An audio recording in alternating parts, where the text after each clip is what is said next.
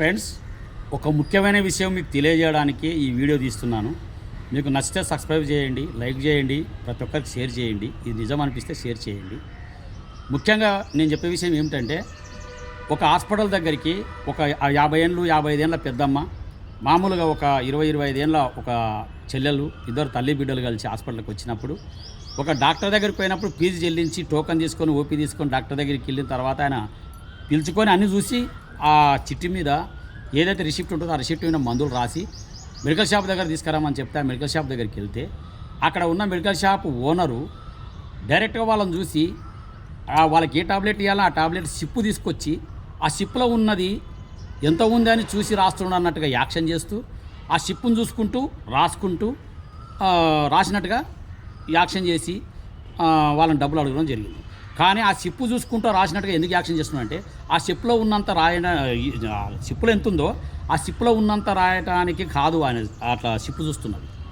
సిప్పుకెళ్ళి రాతకెళ్ళి చూస్తున్నాడంటే వాళ్ళు పేదవాళ్ళు, వాళ్ళకేం తెలియదు, వాళ్ళకి చదువు రాదు, ఏం రాదు, వీళ్ళని చూసి ఈ టాబ్లెట్లు ఎంత వేయాలి అని మాత్రమే ఆలోచన చేస్తున్నాడు తప్ప ఆ సిప్పులో ఉన్నది చూసి వేయడానికి మాత్రం సిప్పు చూడలేదు. ఆ సిప్పులో చూడడానికి ఆ పేదవాళ్ళకి ఏం తెలుస్తుంది, ఆ చదువురాని వాళ్ళకి ఏం తెలుస్తుంది, ఆ సిప్పులో ఇంత ఉంది, ఆ సిప్పులో ఉన్నట్టు వేస్తున్నాడు అన్నట్టుగా వాళ్ళు ఊహించుకొని ఆ సిప్పులో ఉన్నట్టుగానే ఆ టాబ్లెట్ మీద ఎంత ఉందో అంతే వేస్తున్నాడు అన్నట్టుగా ఊహించుకొని వాళ్ళు నిజంగానే వేసింటాడని అన్నట్టుగా అనుకొని వాళ్ళు డబ్బులు ఇవ్వాలన్నట్టుగా 200, 250, 300 టాబ్లెట్స్ 800, 1000 రూపాయలు ఇట్లా పెద్ద ఎత్తున దోపిడీ చేసి పంపుతున్నారు. ఇది నా కళ్ళారా జరిగినది, నా కళ్ళారా చూసిన.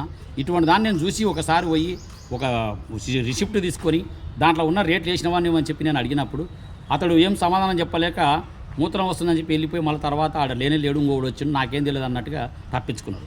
అందుకొరకే నేను ఏమంటున్నానంటే, ఎవరైనా సరే చదువు వచ్చిన వాళ్ళైనా సరే చదువు రాని వాళ్ళైనా సరే మెడికల్ షాప్ దగ్గరికి వచ్చినప్పుడు ఇక్కడ కూరగాయలకు పోయినప్పుడు ఇంత రేట్ అంటాం, బట్టల షాప్కి పోయినప్పుడు ఇంత రేట్ అంటాం, ప్రతిదీ ఏదైనా కొన్నప్పుడు ఇంత రేట్ అంటాం. కానీ టాబ్లెట్ కాడ మాత్రం మనం ఎందుకు అడగమంటే మన ఆరోగ్యం బాగుండాలని పోతాం కాబట్టి అంతే ఉండొచ్చేమని ఆ నమ్మకంతో అడగం. కానీ 100% ఎంఆర్పి రేటు దాని మీద ఉంటుంది.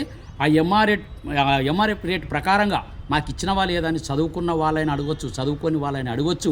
ఆ దానికి మాకు ఇంత రేట్ అని చెప్పి మాకు రిసిప్ట్ కూడా ఇవ్వండి, లేకపోతే డైరెక్ట్గా మీ దగ్గర సర్టిఫికెట్ ఉంటుంది, ఆ సర్టిఫికెట్ మీద రాసి ఇవ్వండి అని అడగండి.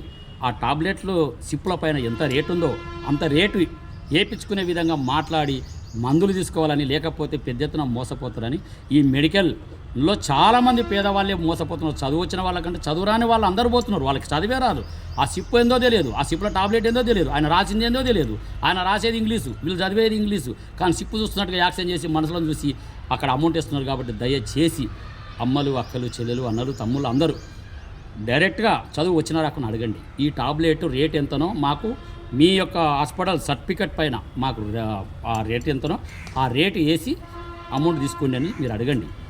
అట్లా అడగకపోతే మాత్రం మోసపోయేది మీరే. దాన్ని నేను గమనించిన కాబట్టి మీకు అందరికీ తెలియజేస్తున్నా. నమస్కారం, మర్చిపోవద్దు.